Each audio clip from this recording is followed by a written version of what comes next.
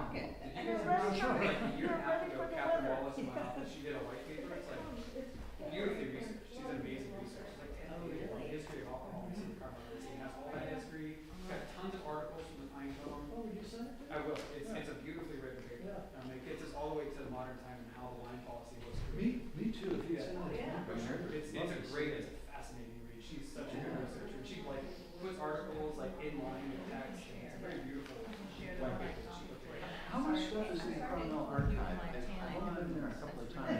You mean up at the library? Yeah. Tons. It's a treasure trove. That's what I hear. By the way, is her date empty? Not yet as of today. Okay. She's coming up on 2 weeks past due soon. Yeah. I think that's the next thing. Oh, boy. Yeah, yeah. She's trying all kinds of stuff. Eating spicy food. But it's not really the main thing we're working on. A new young planner. We're just gonna catch our own. That's right. Unless one talks her out of it. 201. Ready when you are. It's a very thin. It's back to.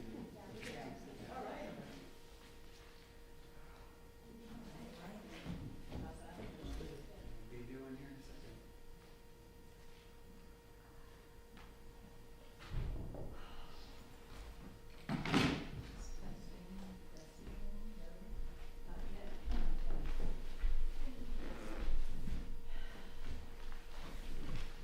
How you doing, Don? I wish I knew better. I'll say, see you next week. Text. You're having surgery, yeah? At some point. There's a question about that. Which worries me. Oh, God. You wanna have the surgery, or you Yes. don't wanna have, yeah? I want it right now. You wanna, All right, try that. It sounds better, yeah. Okay. And we're doing this for posterity, not because there's anyone in the Zoom room, it looks like. I don't know. Oh, we don't know. No, just us. Okay, Just us chickens, all right. as they say. So, it's 2 minutes after 2, so we're going to call it to order. I see that all 5 steering committee members are here, which is terrific. I wanted to wish everybody in advance a happy Thanksgiving. We're almost there. Personally, I am thankful for the camaraderie and the productivity and the stamina of the group. Especially this. Yeah, I can imagine that people have already left probably for their holidays and stuff, so maybe we won't see too many more people today, but we're heading into a busy holiday period, and we're going to hear about the approach to that shortly from Brandon, but before that, are there any announcements from the Public comments. Oh. Non-agenda items. Oh, sorry, I didn't see that. I'm switching back and forth. Any public comments from Neil or Nancy? Happy Thanksgiving. That's a good announcement. Hey, it's Mayor. Mr. Mayor. You're here. Don't worry. Sir, do you have any public comments not on today's agenda? Nothing to have to say. Yeah. Do you have something, Nancy? Okay. I'll do it, yeah. Is the mayor allowed in these meetings?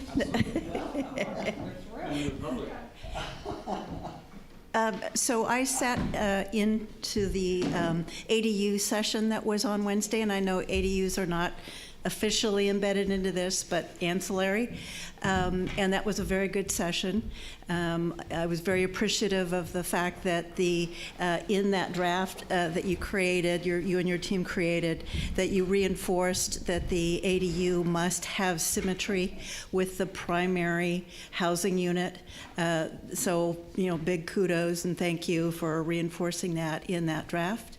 And I think I have a couple of other questions, but I'll submit those back to you and Evan, yes, as a follow-up. So thank you very much. Appreciate that big time, and I would love to have the slides. Thanks. I wish we had a frequent flyer miles for meetings because you have a bunch of them.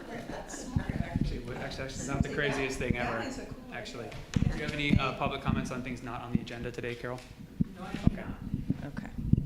We were just before you came in, Mayor and Carol, just counting our blessings for this group and the stamina that they have shown. So Yes, so that's announcements from the public. Any announcements from the committee? Thank you.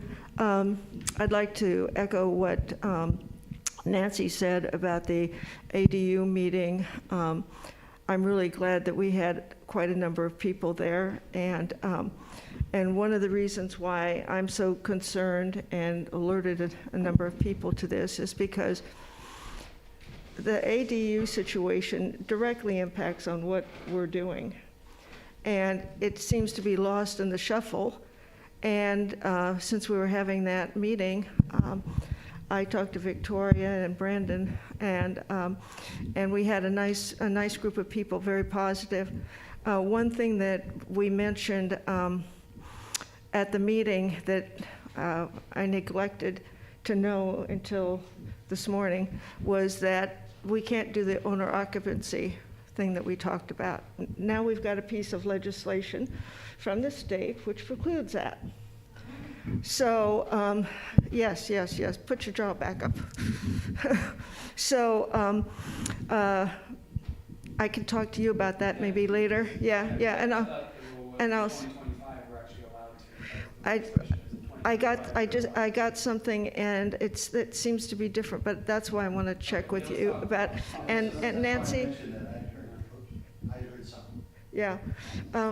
Nance, so maybe, we can check on that together too.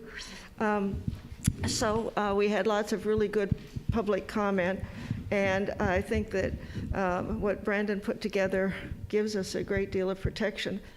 What he's basically done real quickly is use our local coastal situation, the law, to protect the city. And if the state buys into that, then we should have more protection than if we're just out there winging it with everybody else in the state. So I was just really pleased with what Brandon and staff had done. It was fantastic. Yes. And yes, yeah, it was really great. So I just hope that our group will stay on top of this, because it's so greatly going to impact what we do. And what I'm already seeing around town is just causing me, to be very concerned. And especially, Brandon, you know what I'm going to say. I'm very concerned about the trees. I woke up this morning. I woke up this morning with the chainsaws going. This huge piece of property just around the corner from Harvey and I. It's like 4 lots, you guys. It's already got a little apartment and a double-car garage. It's one of the biggest lots in town, I think. And so they're putting in an ADU. And so they decided to bring the chainsaws in this morning, and they just desecrated the trees around it. They had beautiful vegetation and everything. And they came in and they just whacked away the trees. So I don't think, Brandon, what we've got right now on the ADU thing and turning it over to whomever is gonna work, just like what's going on right now in the forest isn't gonna work. Just up the street from me, on the corner, there's a beautiful pine, a gorgeous pine. There is nothing wrong with that pine, but it is marked for extinction. And three pines, no disease, no problem, up on Carpenter recently. They were cut down. Doug knows the situation too. And there was nothing wrong with them. All these trees are basically in the public right-of-way that I'm noticing, very few on public property. And so I think we have got to do something about what's going on, or we're not going to have any trees left.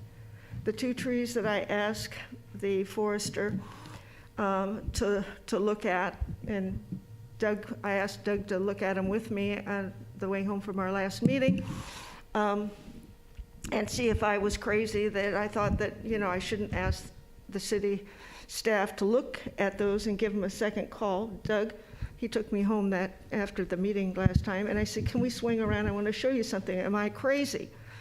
So no, we looked at the 2 trees that were marked for extinction, and Doug said, no, I agree with you. All we need to do is do some trimming. Well, I called Justin, and I talked to him through Chip, and the next thing I knew, they were down. No one called me back to say, we'll give it a second look. No, nothing.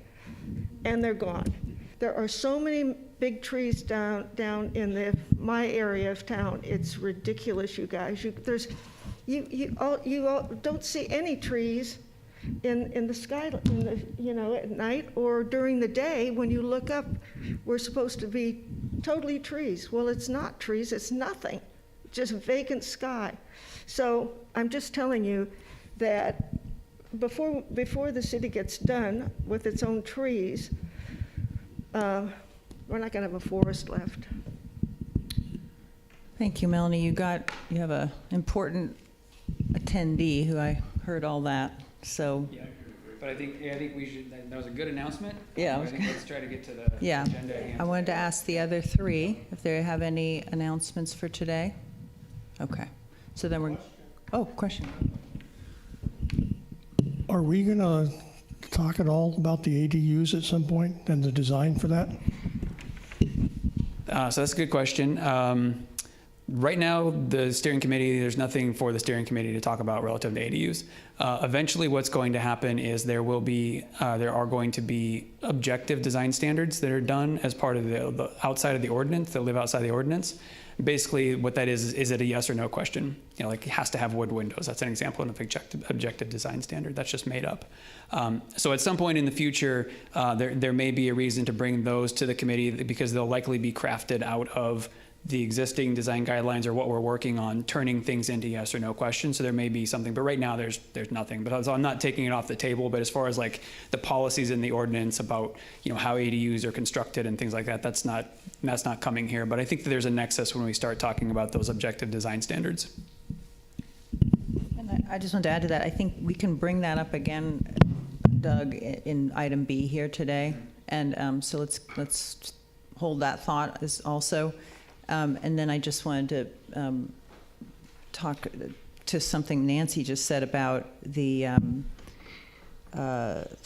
you call it symmetry. I don't know if that's the word used in the regulations, but some kind of relationship between the existing and that seems a little designy to me. So I just throw that out there. But if that's it from the committee, let's move on to the staff update. Yeah? Okay. See what Brandon's cooking. All right, thank you. So let's see, we are going to talk about the sort of project status, next steps, and the timeline for preparation of that second draft, which we've all have actually been referring to as the sandwich. So we're ready to pull the sandwich together. And as I mentioned, I believe we are ready to pull that sandwich together. We have all the parts and pieces. We've gone through the meat. We've talked about which of the preambles and the historic documents need to be part of that, or which ones should be appendices. We've gotten feedback on all the pictures that we need to reshoot. So I do believe that we are ready to pull that sandwich together.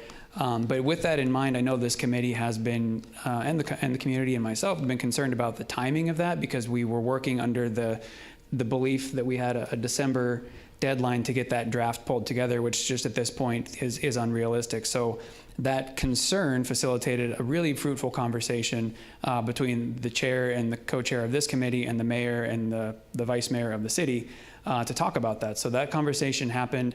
There was an understanding that, okay, yeah, we agree that probably December is not realistic. First part of next year is a little more realistic to have a draft ready that we can all put on the table. Because remember when we had that first draft that came out from Norway, that's when we really got our hands dirty and we were able to do some work on a product. So that's the next real big milestone for all of us, is having a piece of something to work on as a whole, because we've done a lot of really good work on the bits and pieces of the sandwich. Now we need to work on getting some feedback on the whole sandwich. So in the great conversation with the mayor and the mayor pro tem, we said, okay, we can have a draft available the first part of next year. So it gives us a little more time. And then we came up with sort of a plan of attack of how to get there, which I'm going to walk everyone through. So as I mentioned, we all recognize that this last year has yielded a lot of really great feedback and suggested edits to our existing design guidelines. And we have all the pieces of the sandwich right now. It's time to bring that sandwich together. I believe that the city, me and my staff, we have all the feedback we need to pull that first draft together. It won't be complete because there's still some placeholders that need to go in there for other things, but a draft that we can all work on together. In recognizing that there are definitely more topics to discuss and documents to explore the creation of related to the overall project, such as the third set of guidelines, the municipal guidelines that we've talked about, application checklist, preferred materials list, landscaping ordinance, appendices. So none of these topics are going away as we're working on this draft. But what we're going to do, and this is part of the exercise today, and I'll get to that in a minute, but they're going to go on essentially a work list to keep as placeholders that we'll address later in the project after the second draft is complete. Because right now, what the focus needs to be able to get to that goal of the first part of next year to have a draft to work on, the focus needs to be on creating that draft. So that work list, that work plan, those placeholders are going to be worked on by the steering committee and staff later down the road. So certainly, some members of the steering committee, you can choose to start thinking about and doing some research on these placeholder items on your own, like some solo work if you want.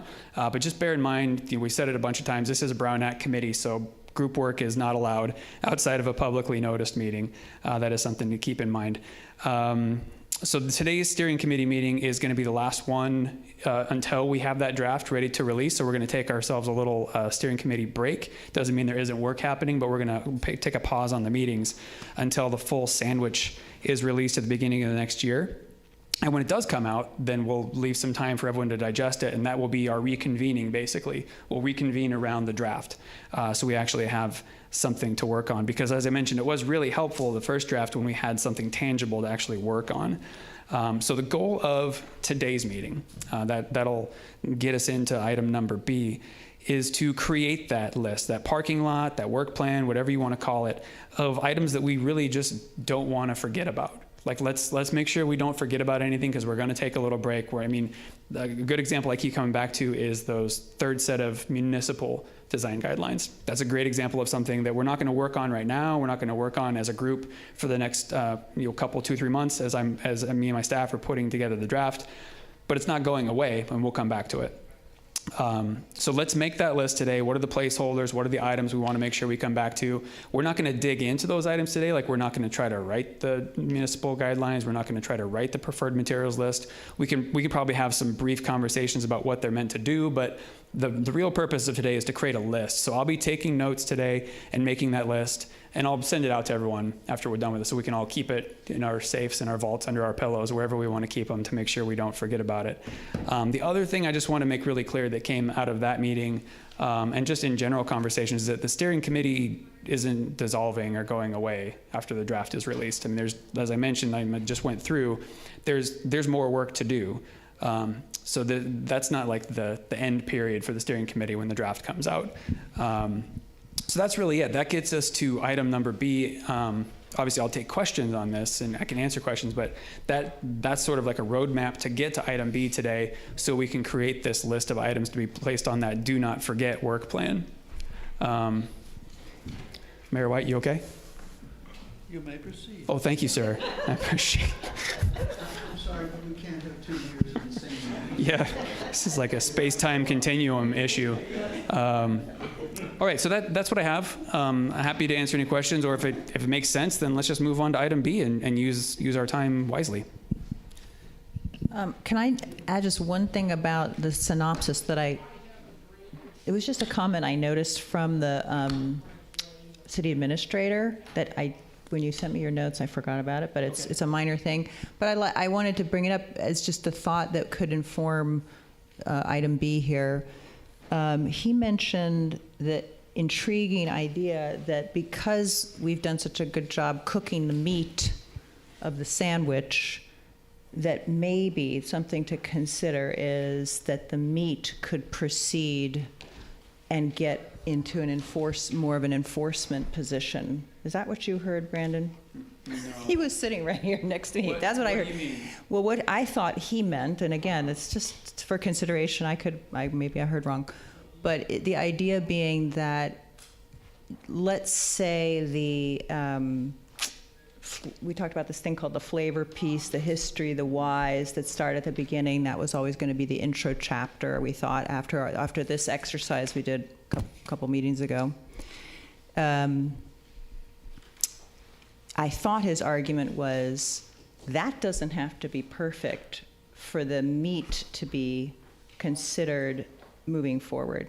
Now, I might have misheard him, or you can talk to him about it, I'll but double check it though. I didn't hear okay, it that way. okay. I mean, the mayor was there too, so Yeah. maybe, I don't know, Dave, did you hear it? the thought just being that as we're working on this, it's a missed opportunity not to have some of those tools available to staff if they want it. But again, it's just what I thought. Yeah, I think if that were to happen, this is why I don't think that's what he was saying, because in order for that to happen, we would have to go through the adoption process and amend our LCP for them to be law. So I don't think that's what he was saying. Okay, then I Okay. misheard. I Okay, wasn't we don't sure even if need, there's unless you anything want to say there- something. there. Okay, yeah. Is that what you thought too? Yeah, we couldn't do that. It would be, Sorry, yeah. must- That's okay, I no. know what you were saying. Yeah. I don't either. Okay. I do have another question in regards to, so we know that we want to create a list of not to forget and so on, but do we have a clear idea of what this actually steering committee task is, or how long is that going to go on, or, until this is fully turned over to staff?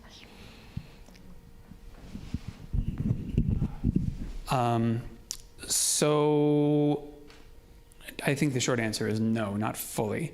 But I think what this direction, coming from meeting with the mayor and the mayor pro tem was, at this point in the process, it's now time for staff to take over the putting together the draft. And so that's why we're not going to have meetings for a little while. And then when we come back, the main focus of the steering committee is going to be on the draft and getting that to a point where we can hand it over to the planning commission and the city council and all that. So that'll be our main focus coming back. And then at that point, we'll need to have a conversation, and probably at some level with the city council too, about what of those other items on the parking lot, the work list, do we want to prioritize over other ones. So that conversation hasn't happened yet, but it's clear from me, and I think the chair and co-chair of this committee will agree. I think our directive, our goal right now is just to focus on the draft of making the sandwich and getting that back so we can all work on a product. Yeah, okay. That's what I understood. Okay. Then let's tackle B. I mean, we don't have to be here for 2 hours. If we can do B and be done, that's fine. I know, Neil. You can sit here for 2 hours if you want. That's fine. It's a public building. You could be here till 5 o'clock. Okay, so just to kick it off, what the items we're thinking about, and this can be, just throw stuff out that we've talked about. This is all stuff that we've talked about before, and we don't want to forget it. We want to put it in a parking lot, and as we're putting together the draft, some of them may be appropriate in the new draft coming out to have a little placeholder. They may actually say placeholder dash whatever it is. Or it may just be a whole nother program like the municipal design guidelines, which is in its own little parking lot. So examples are municipal design guidelines. That's a thing that we're going to put in the parking lot, I would say, for sure, because we've already talked about it. Preferred materials list, it's going in the parking lot. It's something we've talked about. Landscaping ordinance, it's definitely something we're going to work on. So those are 3 right there just to get everyone's juices flowing. And maybe, if Madam Chair, if you want to start with the steering committee, and then we can see what the public wants to add. Sounds good. And I don't know if folks recall this exercise. What date, when was this that we did this chart? It was like a month or 2 ago, maybe 2 months ago. It was August 11th steering committee. So I don't know if folks remember this exercise and how we were basically teasing apart the old draft, the 25-year-old thing, and seeing what types of things do we want to rearrange. Is there anything obsolete, or is there anything that we want to bring back? So if you can channel that a little bit, and we start with that as a foundation, and then see if there's anything we want to add. To start the ball rolling, I'll say that I took some notes from this exercise that included something that we haven't talked about a lot, but links to a reading list about the history of the town. Yeah. Yes. and a glossary that was about design and architecture and things like that. Those are the two things that we hadn't talked about all year, but that came out of this exercise that I wrote down. So that's thoughts from me. Who wants to go next? There is the checklist, which, Do you want to say anything about the checklist, about what, and I know we're not designing the checklist, but just No, any it's good, general yeah, thoughts yeah. about the checklist and what's the gold standard for that? well, procedurally, the process to get your project and what points you need to touch in order to get a project to the planning commission. Yeah. And I remember the checklist also includes a page of like, and I remember that checklist, and I also remember sort of like another one of those administrative documents. It's like, you tell us how your project meets those 6 guidelines of the, like more of a narrative as well. So it's the checklist, and then the narrative checklist, I guess. So you're bringing up something I hadn't really associated with the word checklist, which of course is also a checklist, but a guide to the process is, I would call it maybe a process guide. But I thought that when we've been talking about checklists, it doesn't matter what we call any of this stuff, but we were talking about something that came up with council, which is what Brandon just said, that we're trying to shift some thinking and responsibility to the applicant to express their compliance with the guidelines. The 6 key. Yeah, the 6 key guidelines, possibly, that's a question I think that needs to be resolved in the design of that portion, but does it go to a sub-guideline level? And then somebody in this whole year who was sitting here at one meeting said they wanted a narrative component, but it doesn't have to be entirely narrative. But I just throw that out there as a recollection, that it was like mini paragraph, short answer. Any thoughts about that before we go to the next thing? No, I think it's a good idea. It's a good idea, Melanie. Anyone from the gallery? So there's kind of an application checklist, and I really see that as bullets that you mark off. And then there is a process guide of some sort, and then there is also this narrative. So I see that they're very complementary and maybe interleaved into one. I don't know. That I'll leave to the other folks here, but I see 3 things, not just one, out of this discussion so far. Thank you. I think that was Eric Dyer that suggested that and said that he already did that. Okay, so that might be a guiding light for us on how to do it. Good memory, Carol. You don't have to say. Yeah, that did come up with Eric. I love that idea. What it does, you guys, is that it makes sure that the design guidelines are part of the design process, as opposed to now, you don't even necessarily have to even mention them in a meeting. So this way it's absolutely a part of the design. And then that makes the designer know he can't just sort of give them a glance, he's actually going to have to answer to them. So I really like it. Do you have any items that you...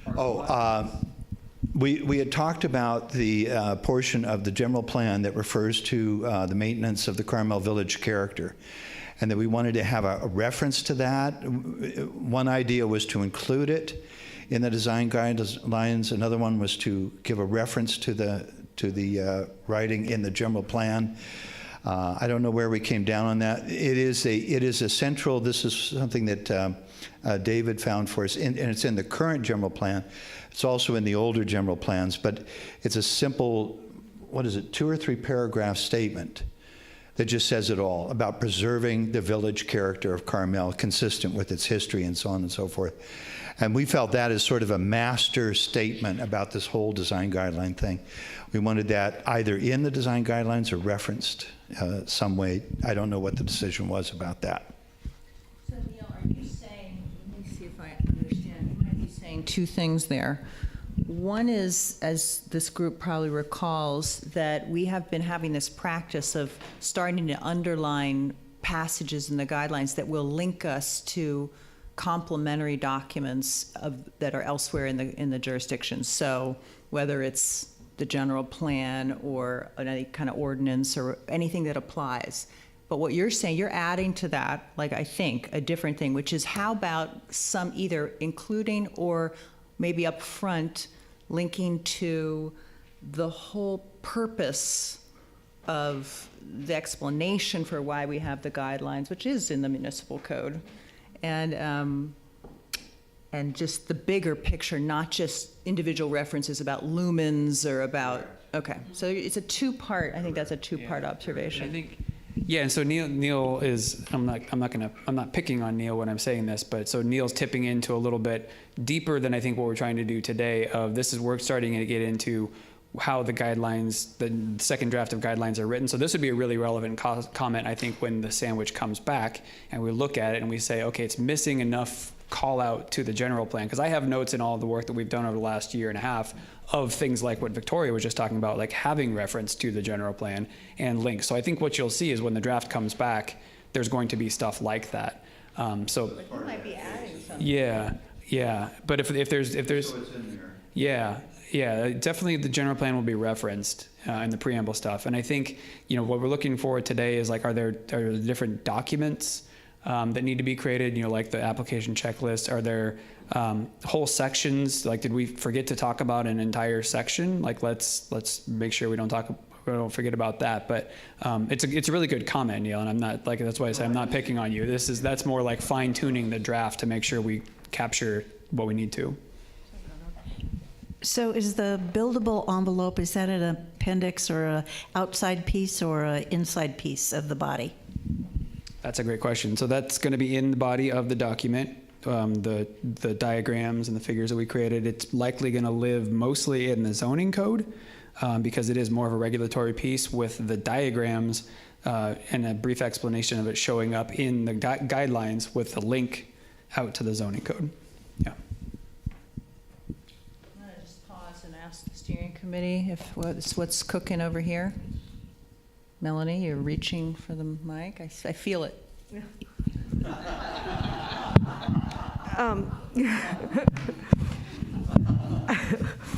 Thank you. I think Neil's point is very, very well taken, because what we witnessed now is almost a wholesale, ignoring of the general plan, the local coastal plan, and the code.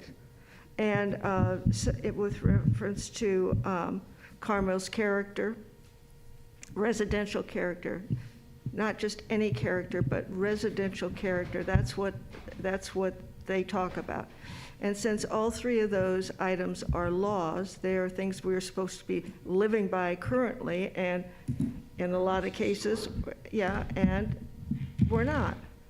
So I think it's really important that we do more than just linkages. I think there has to be something like right in the beginning when we're doing that introductory part about development, community development over the years and so forth, that we really bring this to the fore, and that we have passages from the general plan and the coastal plan and our codes so that everyone becomes familiar with them. From the very beginning of starting this process, meaning the development process, so that we have a more informed community about what this community really is and not what somebody thinks it is because they read an advertisement someplace and they decide to move here because, it's the chic thing to do, or because they have a lot of money that, they need to invest in something. So I really think that I would like to really push for the idea of having the legal documents right there up front. Part of it viewable Yeah. within Yeah, the and not, document. and, right, and, Maybe there's yeah, some inspirational aspects that don't just get linked to. I think Yeah. this is it's something to consider. Right. For the upfront Yeah, flavor because intro piece, the justification of what we're doing. Yeah. And why we're doing it. And, because every so often we come into these like pressure points that we are right now in this community where we have so much outside pressure, new people coming in, they don't understand the city. They want, they want all these privileges and no responsibility. And then there are those of us who've been here for a long time who feel like what we've lived with and striven to, protect are being eroded. So I think it is important that we do that. And when we have the public meetings, we'll also have a chance to talk about that. Well, maybe, you're inspiring me to say something that is more general, but of course this may not apply to this committee at all, but the idea of using this hyperlink mentality, which will eventually filter through every document of the city as a way to pass on educational information. Oh, I see, this document doesn't stand alone. I didn't even know this other document existed, but it helps folks educate themselves. I think we can certainly lead by example with this document. Any other thoughts from the other three? Hold on a second. So far? I have a question for Brandon.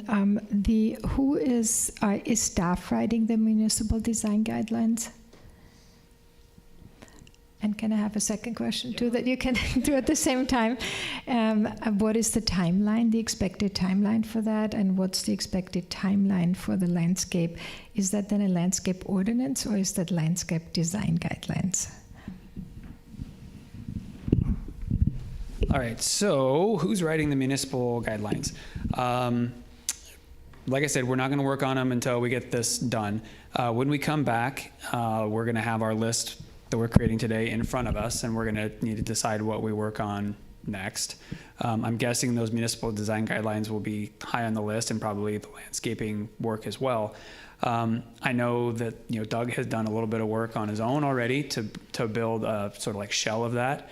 I can see it going the route of taking that guidance and having a meeting with the steering committee and getting some feedback on what the committee wants to see in those, and then taking the same approach we're doing for these guidelines, staff going away, creating a draft, putting it on the table so we have something to work on. So that's the way I would see it going down, based on the format that, after meeting with the mayor and the mayor pro tem and getting that guidance, like, okay, staff go away, create a product, come back, let the steering committee and the community give feedback on it.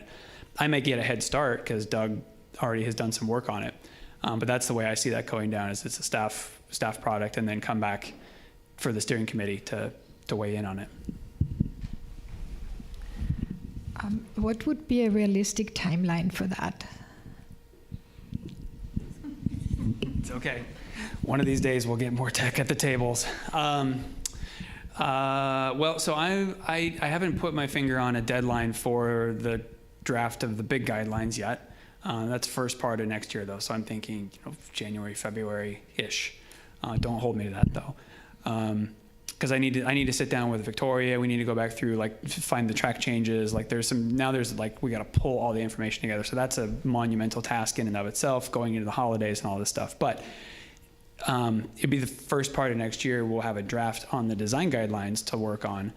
And so then when we have capacity, I guess, to work on the municipal design guidelines. So it won't be until the first third at least of next year until we start working on those. The reason I'm asking about that, and I think we've talked about it before, is that I strongly believe that these design guidelines we're working on right now shouldn't be finalized without the municipal design guidelines and the landscape, either ordinance or design guidelines, because I think that if we finalize those and they get codified, and then there's an afterthought, then we again have 3 non-linked documents. And I think what would be really beneficial for the city is if all documents would be linked. There's no repetition, and everything is in its right place. And there may be items that are currently in the design guidelines that would actually much better live in the landscape ordinance or design guidelines or in the municipal code.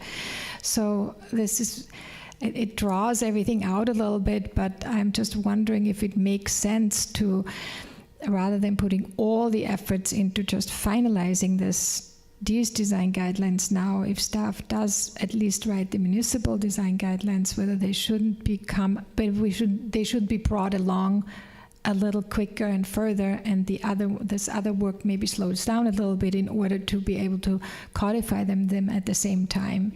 And then I want to put another plug in that you hire somebody good for these landscape design guidelines, put it on the city council agenda to get a little money for that. That would be really good. Thank you for that, and I think maybe having the mayor here probably is a good thing. You're not here. Yeah. No, he said that's why I'm here. Yeah, that's why he's here. Yeah. So what Mary Ann's alluding to is, we did get $30,000 from the city council to work with someone on a landscaping ordinance, but we got a number back from a very qualified landscape architect to produce a much bigger product that was closer to the tune of like $150,000. So it was outside of our budget for that level of effort. But we can have that conversation with the city council. I hear what you're saying about the residential and commercial design guidelines being linked to the municipal guidelines and landscaping ordinance. So what we're going to be working on over the next couple months is pulling together, not by any means a final draft. It's pulling together all of the thoughts that we've had so that we can see where there are holes and where there are places that maybe it would be more appropriate for something to come out into a municipal guideline. So I think when we come back at the beginning of the year with this draft, that's going to be the launching pad for those two other projects, for the municipal design guidelines and for the landscaping ordinance. Because we're like, our work is spread out over so many different pieces of paper and so much time that I think pulling it together into one cohesive piece that we can look at and say, well, we got it pretty close actually, and this is where we're missing and we need to do some more work. So I think you and I are on the same page. We need something to work off of. We need a springboard, and I think that the residential and commercial design guidelines are that springboard. But they're not going to start into the adoption process. So when they're done, they're still drafts. We haven't had, if you remember the beginning of this project, if you can remember back that far, we had some really nice, larger community meetings. This is lovely too, to have such an intimate group around the table, but a room full of like 75-ish members of the community with more hands-on getting in. And the thing is with these meetings, they're middle of the day, they're pretty frequent. It's hard for people to attend these. So if we have a more advertised, robust community meeting when that draft comes out, I think that's going to help too. So that's the way I'm looking at the timing and the programming for how to get this done. But for me, if I had to pick top two things to work on when we come back with a draft, it is the municipal guidelines and the landscaping ordinance. So because they are springboarded off of what we're going to be completing in the next few months. Could we still work on a schedule for like a desired schedule for 2024? Just have goals at least when these items would be drafted, accomplished, when they go to the council. So just we have a skeleton of a schedule for next year. That was one of the things what's that? Wait, I'm actually really glad he's sitting here because I am going to put that in the budget this year. Yeah.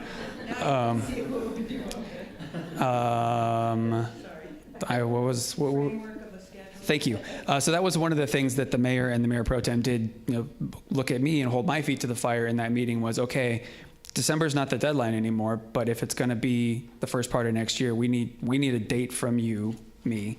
And that includes the other stuff too. So that will come out of this, and I just need to work on that. What I told them in the meeting too is I can't put my finger on a date until Victoria and I can have a little time together to look at all the pieces, because she uses an Apple MacBook.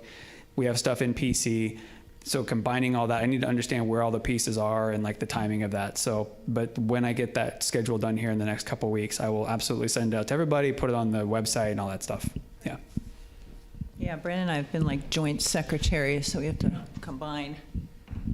So Brandon, a question. The introduction and the historic element, are those going to be part of what comes back, or are those going to be parked until later? Those are coming back. Okay, then a comment. Because we're through this. Okay. That's what I'm gonna use. Comment on the landscape ordinance. I think the request for proposal needs to go out pretty soon so we have a draft to work from. Otherwise, if you come back February with the other elements, and we haven't been out for the landscape ordinance, we're another 4 or 5 months out after that. We have a proposal. Yeah. It just needs to go to city council and get the money for it. And you Yeah. have $150. Right, but I'm saying we need to do that, or we're going to have a huge gap. Okay, Melanie's next, sorry. Helen, you have a comment. I agree with Doug and with Mary Ann. I think that, the landscape ordinance, some people don't understand how it's so integral to what we are doing. And putting it off is making it extremely difficult to put this whole program together. And since we're talking about consultants, I'd like to put a plug in, again, that we do not hire people that just because they're the lowest bid. We have to hire somebody who's credible. If we're going to spend any money at all, we have to have somebody who is a really credible landscape architect. And the previous group that was selected was totally inappropriate, and some of us discussed that. We would not get what we wanted, and we'd end up having probably to get somebody else to do what we see we need. And so I would just like to, corroborate and reinforce what both Doug and Mary Ann have been saying, and I've been saying, and Victoria, all of us have been saying, for quite a number of months when we decided that we were going to do a landscape plan. So I just don't want that to be lost, Brandon, that we need a qualified person. We don't need just some schlock that was cutting our trees to pieces for the last, 20 or 30 years to fill in as a landscape architect. They don't know what we need in this town. And I don't think they're really the kind of qualified people that we want. Thank you for shaking your head, Neil. You mean nodding? He's nodding. Yes, he's shaking his head. Nodding, yes, okay. Neil. I've been here long enough to remember everybody we did business in this town, from fire to public works, was a personal friend.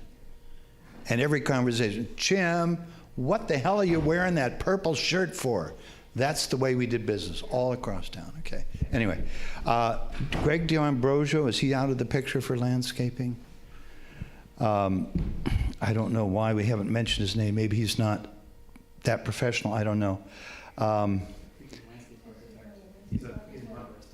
He's an arborist? He's not a landscape architect. Oh, okay. I thought as a designer, we're talking about what to put on the design guidelines, where you have everything on one page, everything that will impact the design. So it's not like, oh, here's the design guidelines, and where's the municipal? How do I find that? If it's all on one page, maybe hyperlinks, moves you right from the design guidelines into Title 17 site coverage, or Title 17 envelope for, so that the designer can really quick, because when I do it, sometimes I end up printing out the whole Title 17 so I can mark it up for the design, And then when you go in front of the commission, you say, section such and so says this and that. So for a designer, so that when he walks in, within half a second, these are all the documents that are going to tell him what he has to do that design. If that can be in the design guidelines. I think that's a new thought. That's good. Neil, I haven't heard it, or haven't remembered it from this year. It might add a little subpart or be integrated into the process guide.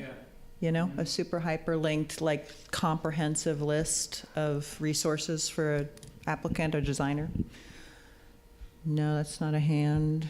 Don, you've been very quiet. You know what happens when you get really quiet. You get called on. What are your thoughts? Well, these are not thoughts, these are questions. It sounds like there was discussion here among a firm which was dismissed, and I didn't know anything about that. You're talking about the landscape ordinance again? Yes. Yeah. No, there was not. Sorry, My question is, shouldn't the steering committee hear how these decisions are made? Yeah, there wasn't, I'm not sure, I think you're talking about what Melanie was talking about earlier. There wasn't a formal proposal, but I think you're talking about Davy Resources. Yeah, don't glare at me. I didn't do anything. Yeah, well, you can plug your ears. So Davy Resources was mentioned in conversations because they're the ones working on our urban forest management plan, but we didn't even get to the point of, bids or contracts. There was no decisions made, yes or no. What happened was that we did get a proposal from Bernard Trainer for a robust sort of landscaping project, and that came in at $150,000. Just the sheer fact that we only have $30,000 given to us by City Council, and that happened at a public meeting. We all knew about that. Sort of precluded them from being our contractor, but it wasn't like a thumbs up, thumbs down vote on anything. So it's just, I think Melanie's just more talking about the conversations we had about perhaps Davy Resources, I said it again, being the one that we use because they are tied in the urban forest management plan, but there was no decisions or anything made on that. Okay, does that answer your question, Don? Yes. Okay. You have any other thoughts brewing around? Here comes Doug. So Brenda, does that mean the process is open and a landscape architect could approach the city with a proposal to do the project? Okay, the gears are turning. Oh, yes, Nancy. So the housing element happy project underway, or going to be revised. How is that to be interconnected or not at all with this project? I think Victoria and I may disagree a little bit on this one. My short answer is not at all, because it's the housing element of the general plan. It's not the design guidelines. There is a nexus, I will say. The work that we've done so far, if you think back to when we were working on like the meat of the sandwich, we talked about that. Like, what does it look like in the commercial district when we're possibly going to have more second-story buildings? How are we treating 2 stories of mass? Things like that. But as far as like this group getting involved in the housing element updates, that's not related. Yeah. But, okay, so once the housing element is certified, let's cross our fingers, we're done with that at 120 days from whenever that date is.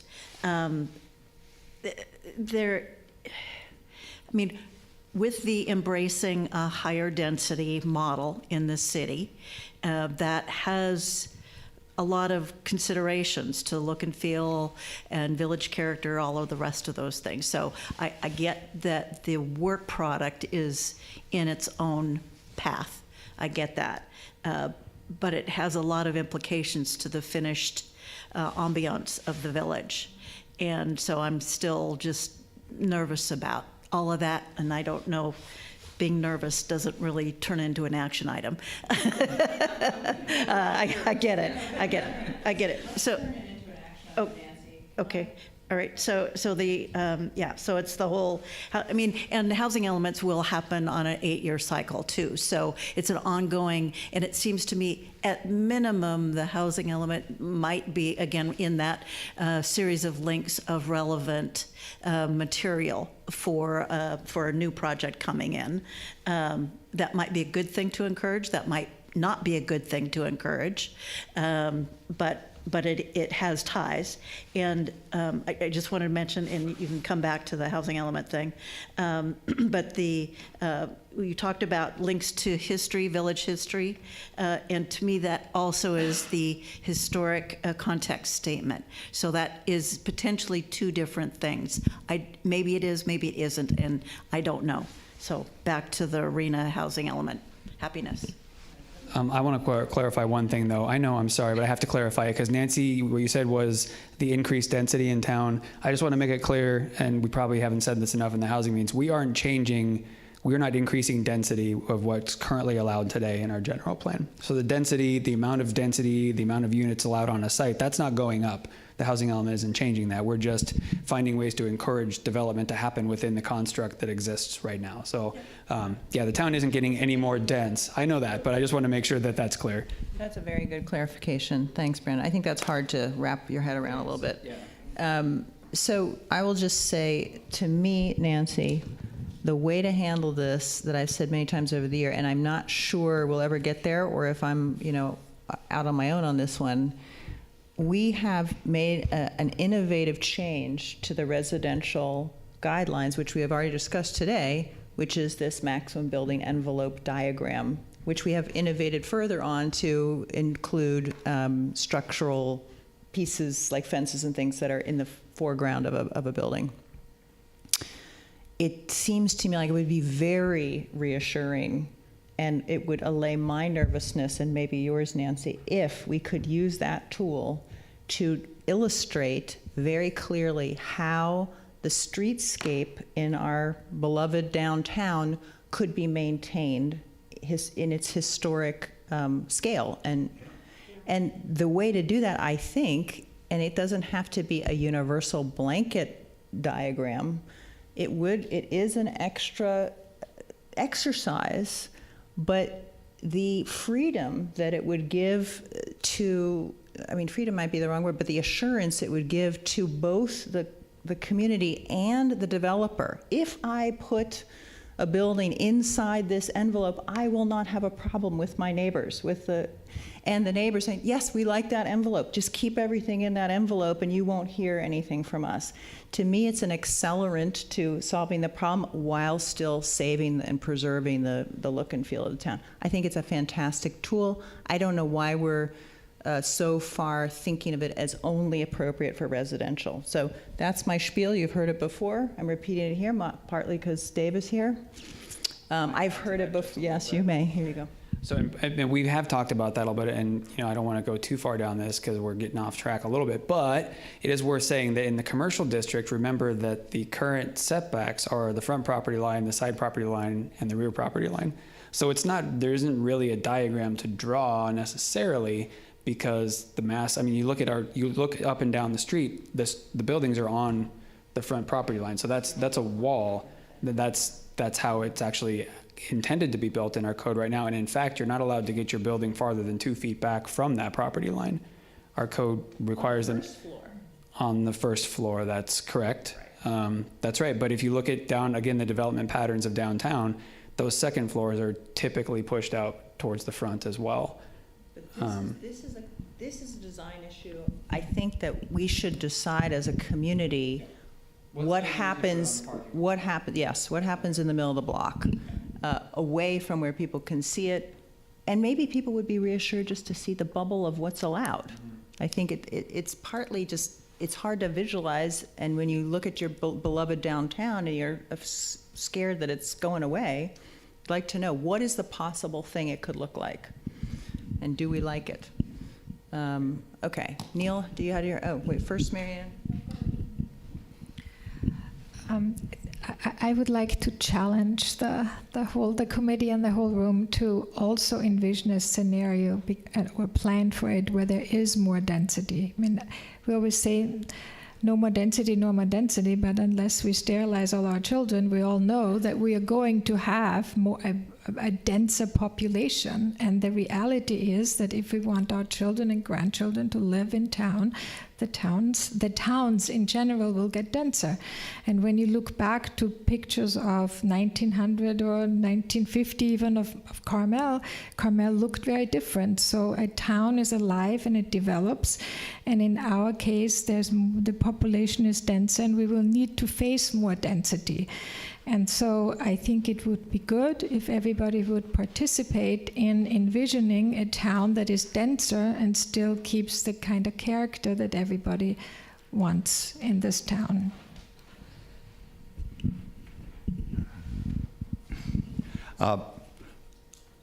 One of the things was Doug had mentioned the little things that happen as newspaper racks, garbage cans, all of that. Is that included in this? We have that already part of this. Doug? Public space, okay. technically speaking, we're not increasing density. Really speaking, when you now say you can have 3 living units on a single property, you are increasing density. Number 2, we have people leaving the state of California, and that is picking up pace rapidly. I'd like to suggest the population is not going to grow. Mike's off, man. It's off. My Boy Scout duties failed today. I have it in my pocket. I might have a battery. What kind does it take? See what we're up against, Mayor? Mayor, would you? I'm not going to touch it. This is the only committee I've seen in the last 20 years where you've got an agenda and an exercise portion of your meeting. That is handing that damn thing back and forth. It's an aerobic workout.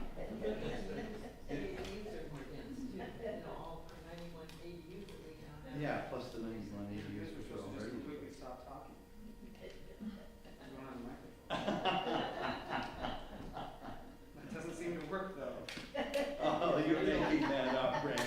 Come on. It's just because it's in my hand. I have a button. Give it to somebody else. I have a that'll work. button. I have a button under there, on the table over there that I can kill mics when I. Uh-oh. Okay. There was, is it on? No. Is there a switch? Brandon? It's on? Can everybody hear me? Well, I can hear you anyway. Okay. So, Yes. You're there. okay, excellent. You're talking about there is no change in density and on Yeah, paper, but but. I had another, just, we were talking about the center of the blocks, but I remember Alessandra Dramoff had found the original drawings for the island that went down the middle of Ocean Avenue. I don't know if you guys remember that. Found all the original drawings for the island. There's another area where that could be brought in and referenced, and we could work back towards the way it was originally done. Just wanted to mention that. We should keep that in mind when we talk to our landscape architect. Oh. Details. Okay, I wanted to. Batteries out of the. I thought about the battery box. Yeah. Come on, batteries. Sorry, gang. We're an hour in. I think we're doing pretty well. Yes, we are. I'm gonna. Let's take a 2-minute break. If you don't Okay. mind. Sorry. Anyone?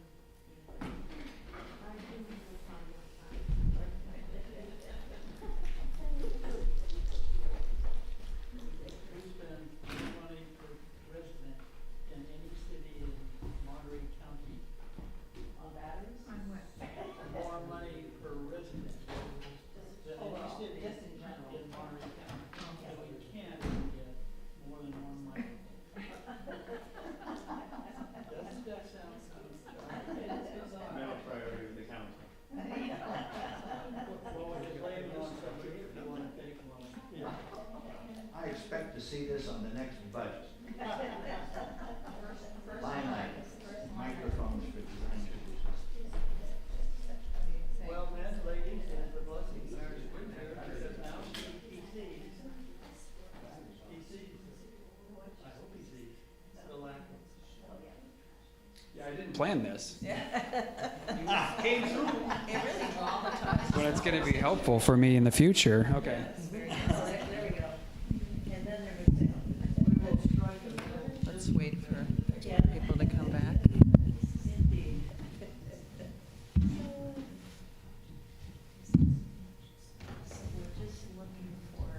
We're just trying to make a list. I'm going to do a little synopsis of what I Yeah. think we have so far, and then we'll see. That's a good idea. Okay.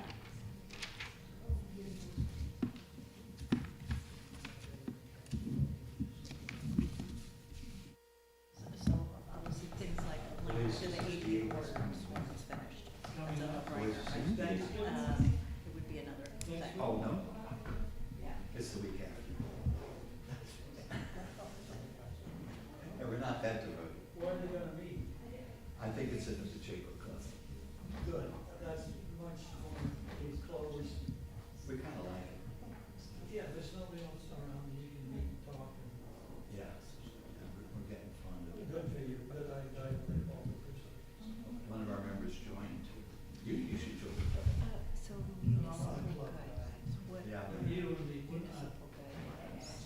like what do benches on the sidewalk look like? And then, public space design, spaces. And we have or we have not talked about that. We have. Yeah, so when we were doing the commercial thing, that was kind of just an extension. Yeah, that's when we started talking about it, like both, mostly the commercial, but also some of the residential as things that maybe would be more appropriate in a standalone sort of like public space design guideline. Yeah. So it would be third set of design guidelines. All right. Okay, we're all back, I think. No, we're not there yet. So we may be done, we may not be done, but I'm going to just take a moment to recap a combination of what we've said today and other things that I already had on my list, which I may not have all mentioned yet, and you guys can tell me if they're crazy or not. So You do this stuff just because I've been keeping a list too. Will you Yeah. do the stuff that you heard and then tell me when you're doing the new stuff from your list that we have? yeah, sure. No, I mean stuff we've talked about at other meetings, but maybe not today. Yeah. Today's list, we just So for, oh, well, that, it's not in order. I'll tell you as I go, though. So table of contents, we have not mentioned that today, that's obvious. This thing we called last time a flavor piece, which is going to be the inspired, this is why you're reading this, but it's not going to be a terribly long preamble, but just a kind of inspired, this is Carmel, welcome to Carmel, which may include what, So that's coming back with this. So like table of contents, the flavor piece, like I'm putting together the sandwich, like we talked about. yeah. No, I'm just recapping for everybody, just like, this is like chance to see if there's anything missing. But this is a list, I thought we were making a list of stuff to work on after the draft is done. Oh, well, okay. So you're listing stuff that. You're right. Okay, I didn't mean to, okay, well then let me just say that, I see what you're saying. Okay. What Neil said earlier about a more, and Melanie, a more meaty reference, that would be possibly in the flavor piece. Okay, so that might be an addition. There's the idea of a very linked, comprehensive document guide being integrated into the process guide potentially. That was new today. As you know, I brought up possibly adding the building envelope. That was brought up in general about the residential, but I'm constantly beating my drum about the commercial district. We distinguished today between the checklist. I think Nancy was calling it 3 things. I think I would still call the process guide one thing, and then the applicant's checklist / narrative might be 2 parts of the same thing. That's how I would think of it. It's like, what is the applicant's effort? That we went over today. We've talked about that in the past.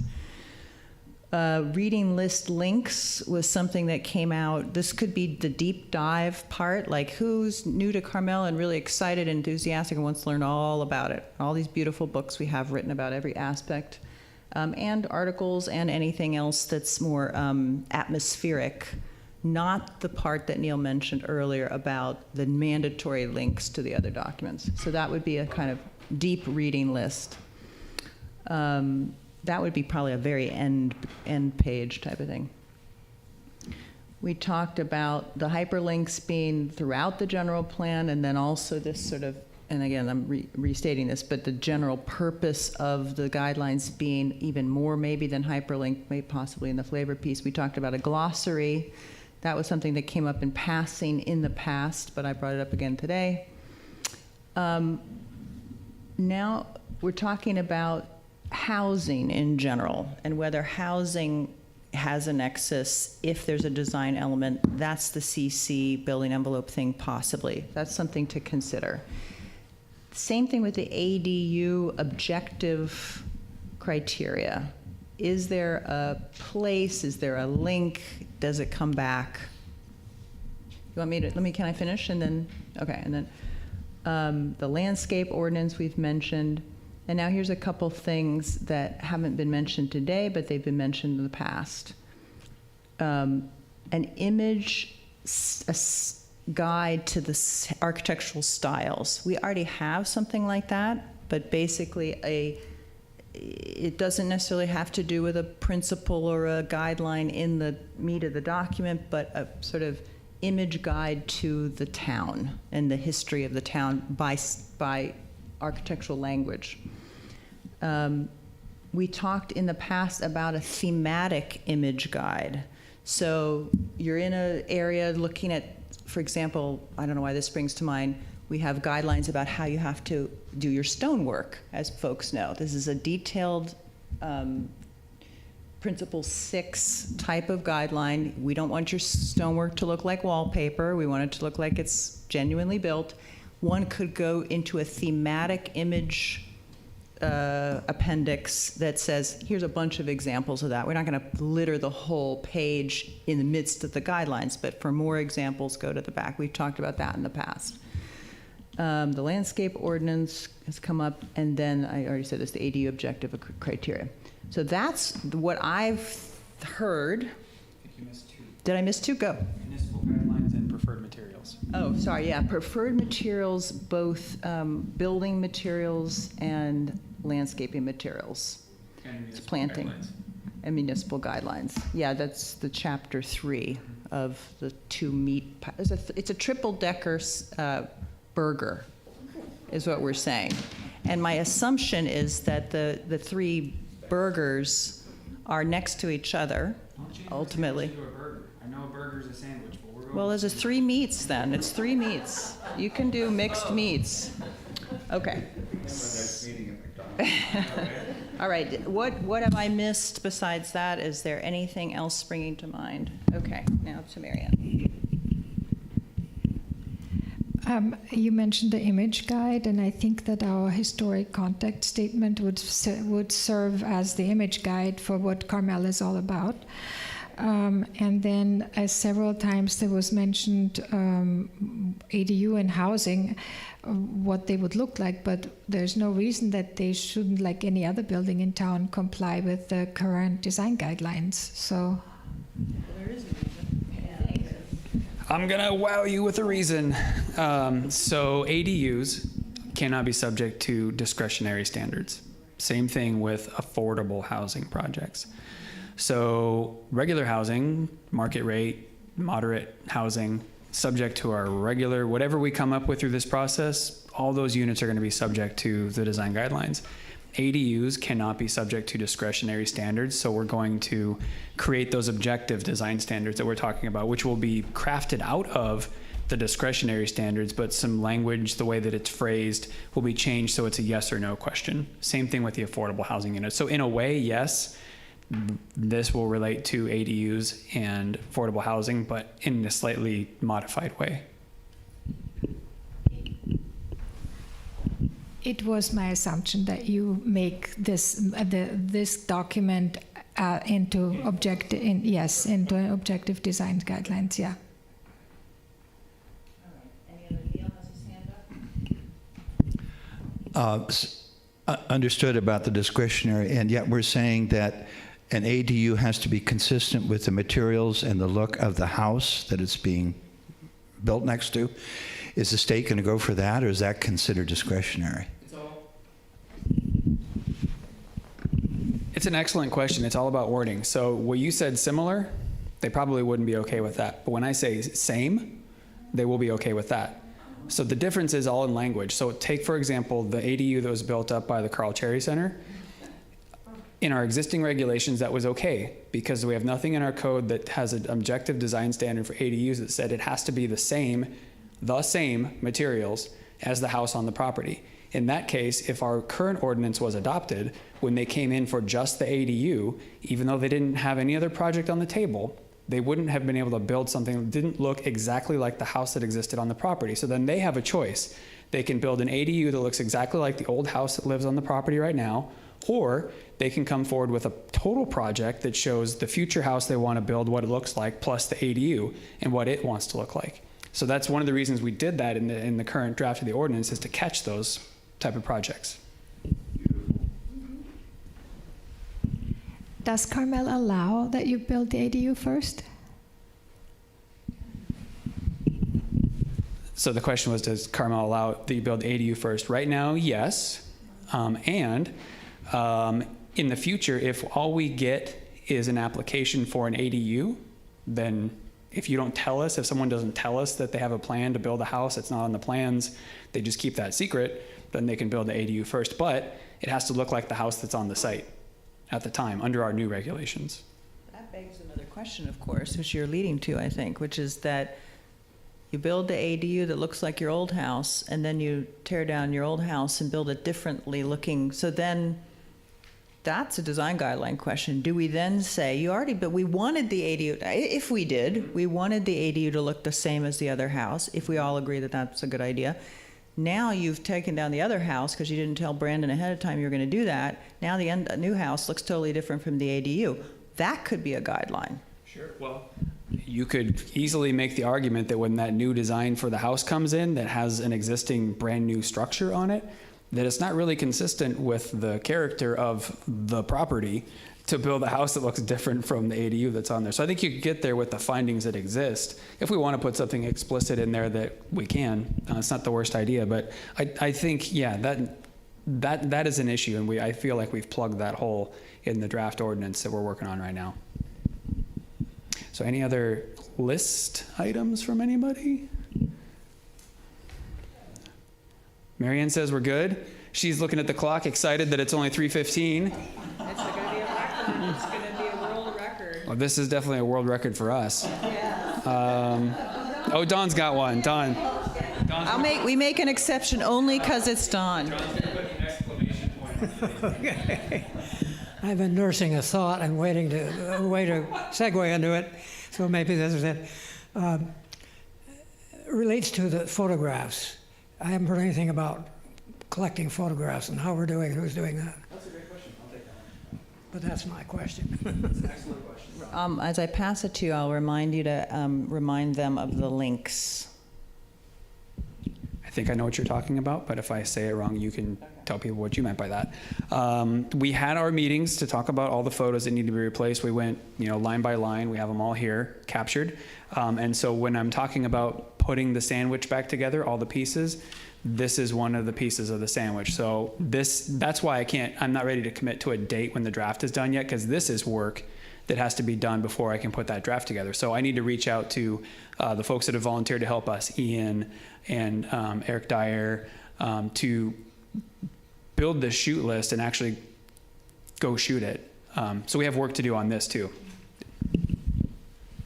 Yeah, no, it's okay. So, and just again, this is a plug for, if you go to where you're used to going, steeringcommittee.universe with a dot before the SC, there are places to upload thoughts about images. You can just upload images. I think there's 2 ways to do it there that are listed there. You just link on there and say, I want to put my image that I saw. I thought it was a good example of principle 5.3.9, and for your consideration and for staff's consideration, or you can email it to whomever. Yeah, just we'll get it. email it. Complicated, just email. Yeah, but remember those links if you do have a pile of them and want to do it that way. Oh, Don, wait a minute, Don's I'm going giving it for to 2. Don. 40 more minutes, John, you got it. I've just begun. I have a more fundamental thought. I fear this thing, particularly graphically and the images, is going to be very diffuse. The alternative to that, I think, would be to concentrate our energy on the 6 principles. Each of those should have the inspired building, and all the best photographs would be there. So each heading, you see what the inspiration is. That's what we want.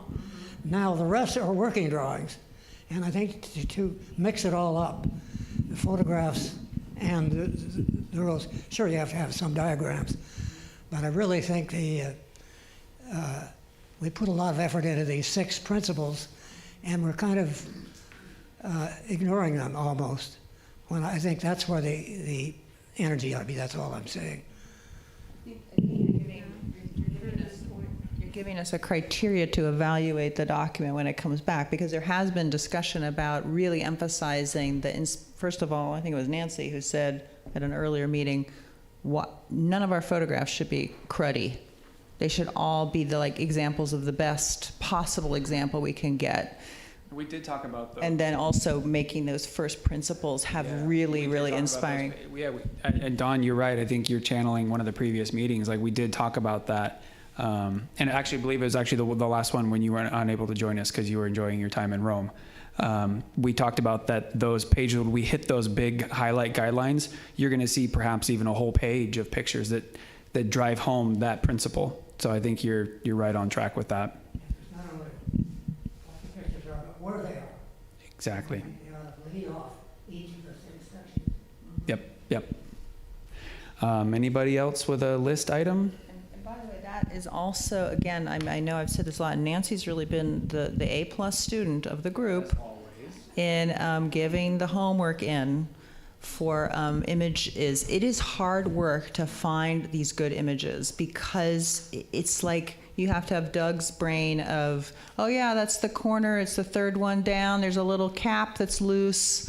You know, he knows exactly where everything is. One Doug brain down. And so the rest of us, it's hard to find the stuff, and it's hard to remember where you are or where you saw it or whatever. So I just encourage folks to, you know, use it as a notepad kind of thinking.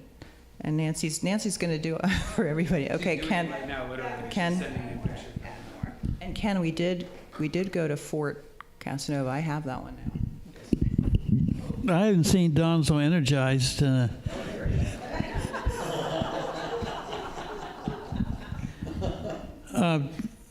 going to generally ask a question and make a statement. Do we have any orientation for planning commissioners when they're chosen? Orientation? Do we have any orientation process? Good. The College of the Planning. Okay. Where this falls apart, it did the time that Eastwood went word for word over every part of the general plan, word for word, committee of 5. Where it falls apart in succeeding years is planning commissioners that are appointed because they know somebody or they're intelligent or they have a nice smile or whatever it is, and they're not tuned in to the general plan objectives and goals, and particularly design review. So it slowly loses importance over the years when the farther we get away from changing the general plan, the more it dissolves. So that's why I asked my question. A good orientation in the planning issues that they're going to face is I think, something that will really help us a lot in the city. And I'm not talking about 1 hour or 2 hours of conversation with the planning director. I'm talking about regular hours spent studying the general plan part of planning. Thank you. Yeah, it's such a good comment. I've done this in other places that I've worked, and it's a multi-day training session. We talk about not only like so the important thing about being we're kind of going off rails a little bit here, but I'm okay with that, I suppose. It's about our specific guidelines, but it's also about how the hierarchy of guidelines work too. We talk about things like what is a general plan, how does zoning code and design guidelines relate to those, what is a discretionary hearing, what are findings that need to be made, like trying to get them professionalized essentially, because a lot of these folks have never done that before. We're actually going to do like a refresher course, because I've got a wide range of planning commissioners and historic resource board members who have been on for short amounts of times and long amount of times. So we're going to start next year doing like an annual group training as well. So that we're doing like refresher course for them as well. Congratulations. Yeah. That's wonderful. So, you might not think this, Ken, but that actually leads me to a list item just to think about, Brandon. And that is perhaps around the area of the process guide with its very comprehensive document links. This is all you need to know to apply for something here. Perhaps around the checklist where applicants have to, advocate for their project. Think about, Brandon, maybe a material, a training material that could come out of that very naturally. I don't know, you probably already have it all set up, but this is going to be a new document. And maybe those can lead you right into a training material like a quiz, very, not for a grade. The guidelines are already part of the training curriculum, so whatever the new guidelines are would just become the new part of that curriculum. But it's so differently organized now, the way it's nested, it might lead itself to a easier review process, and I don't mean quiz for a grade, but just some kind of worksheet or something that is similar to what we're asking the applicants to do. Worth thinking about. So training quiz on the list. Okay. Do a last call for list items? Last call. Once, twice, 3 times. All right. All right. You want to adjourn us? Yes, we're adjourned. All Good, right. happy Thanksgiving, everybody. Good work.